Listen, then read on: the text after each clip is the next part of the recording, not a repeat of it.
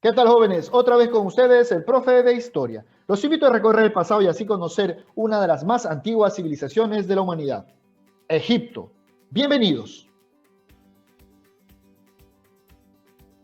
Hacia el quinto milenio antes de Cristo, pequeñas poblaciones se formaron en las orillas del río Nilo, en el noreste de África, para aprovechar el agua y la fertilidad del suelo.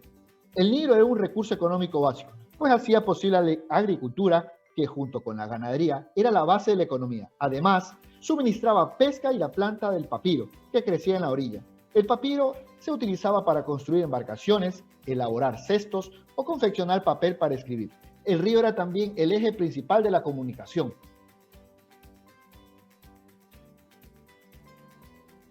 El ciclo de los trabajos agrícolas. El río era fuente de vida, solo en su estrecha franja de tierras que lo bordeaban. El resto era desierto. Cada año, con las fuertes lluvias de verano, el río Nilo subía de nivel e inundaba sus orillas. Cuando las aguas se retiraban, dejaba húmedas las tierras de la orilla y quedaba depositada una capa de limo que fertilizaba el suelo. Pero, a fin de aprovechar la tierra para la agricultura, hubo que controlar estas crecidas. Periodos históricos. Con el desarrollo agrícola y la especialización del trabajo, algunas de las pequeñas comunidades instaladas a orillas del Nilo fueron convirtiéndose en ciudades-estado, que acabaron unificándose en dos grandes reinos: el Alto Egipto, con capital en Tebas, y el Bajo Egipto, con capital en Menfis. Imperio Antiguo, 2700 a.C. Se unificaron los reinos del Alto Egipto y el Bajo Egipto, bajo la figura del rey o faraón, jefe político y religioso. La monarquía se consideró divina y la cultura egipcia empezó a ser considerada por los otros pueblos. Prosperaron la economía y la cultura y se inició la escritura de jeroglíficos. En esta época los faraones Keops, Kefren y Miserinos construyeron las pirámides de Egipto. Imperio Medio, 2050 a.C. Tras un periodo de inestabilidad y luchas internas, el país se reunificó de nuevo e invadió otras tierras. El faraón Sesostris III alcanzó la máxima expansión territorial. Imperio Nuevo, 1750 a.C. Durante este periodo se alcanzó la máxima expansión territorial, llegando hasta Nubia, Libia y Oriente Medio. Se construyeron muchos templos y los faraones fueron enterrados en el Valle de los Reyes. El momento de mayor esplendor se dio con la reina Hatshepsut. Fue un periodo de paz y de gran desarrollo económico. Decadencia, 715 a.C. Empezó la decadencia de Egipto con épocas de dominación extranjera: libios, asirios, persas, macedonios y romanos. Las conquistas del macedonio Alejandro Magno, 332 a.C., terminaron con la cultura egipcia clásica. En el año 30 a.C. pasó a ser provincia romana. Estructura social jerarquizada. El faraón era considerado un rey y un dios viviente. Los privilegiados eran los sacerdotes y los nobles, entre los que se encontraban los funcionarios y los jefes del ejército. Artesanos, mercaderes y campesinos eran personas libres.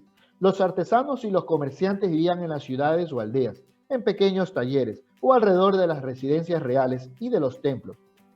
Los esclavos eran personas de guerra o personas con deudas. No había un número muy elevado y la mayoría trabajaba para el faraón. Organización política. Desde el Imperio Antiguo en Egipto se estableció un gobierno monárquico, teocrático, a cargo del faraón, rey, considerado hijo del dios Sol y representante de la divinidad en la tierra. El pensamiento egipcio creía que el faraón mandaba de acuerdo con las leyes de los dioses en el cielo, por lo que su palabra no se podía contradecir. El incumplimiento de sus mandatos podía acarrear desde multas, azotes, encarcelamientos hasta la muerte. Sin embargo, en las ciudades había tribunales de justicia que ejecutaban sus órdenes. Además, el reino se organizó en provincias gobernadas por príncipes.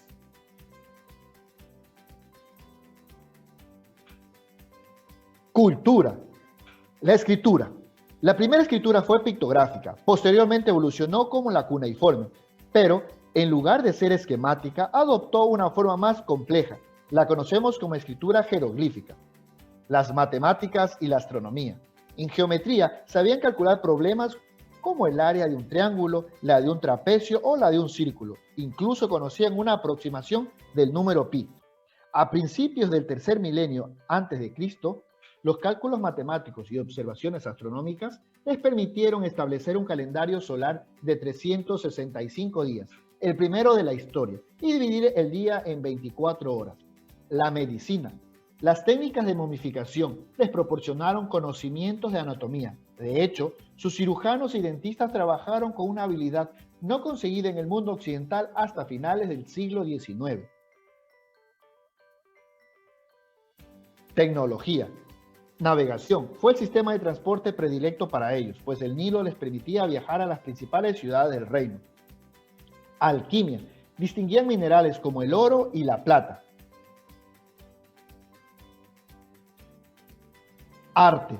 Las creencias religiosas de ultratumba, el empleo de piedra como material de construcción, la pintura y la escritura en relieve, así como los abundantes jeroglíficos, han permitido conocer en detalle su historia. Arquitectura. Los edificios tienen tamaños colosales y generalmente son templos y tumbas. Las pirámides son las construcciones más emblemáticas. Escultura. Se realizaban sobre piedra, madera o bronce. Representaban a dioses, faraones, personajes de la corte y animales divinizados en una actitud estática y majestuosa. Pintura. Se utilizaba para decorar templos y tumbas e ilustrar papiros. La religión egipcia. El culto divino. Eran politeístas. Existían algunos dioses comunes a todo el territorio, como Horus, Isis, Amon-Ra, pero cada región, ciudad o pueblo tenía su propio dios. La mayoría de los dioses tenían cuerpo humano y cabeza de animal. A partir de ellos se elaboraban mitos o leyendas para explicar el mundo y los fenómenos naturales que se comprendían hasta ese entonces. Las creencias funerarias. Creían en la existencia de una vida eterna después de la muerte. Para ellos el alma era inmortal y tras la muerte debía ser juzgada por Osiris, con el fin de poder disfrutar de la vida eterna. Las tumbas. Las que se han conservado corresponden a los miembros de la familia real y nobles, pues la mayoría del pueblo era enterrado directamente en la arena del desierto.